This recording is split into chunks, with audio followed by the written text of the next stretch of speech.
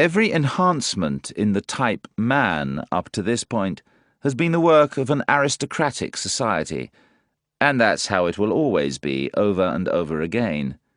A society which believes in a long scale of rank ordering and differences in worth between man, and which, in some sense or other, requires slavery. Without the pathos of distance, the sort which grows out of the deeply rooted difference between the classes, out of the constant gazing outward and downward of the ruling caste on the subjects and work implements, and out of their equally sustained practice of obedience and command, holding down and holding at a distance, that other more mysterious pathos would have no chance of growing at all. That longing for an ever-new widening of distances inside the soul itself, the development of ever higher, rarer, more distant, more expansive, more comprehensive states.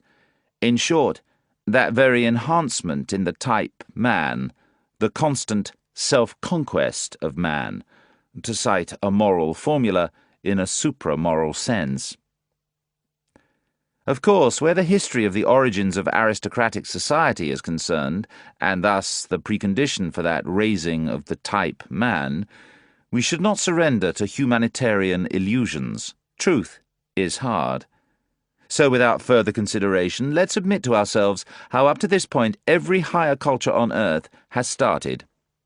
People with a still natural nature, barbarians in every dreadful sense of the word, predatory men still in possession of an unbroken power of the will and a desire for power, threw themselves on weaker, more civilized, more peaceful, perhaps trading or cattle-raising races, or on old, worn cultures, in which at that very moment the final forces of life were flaring up in a dazzling fireworks display of spirit and corruption.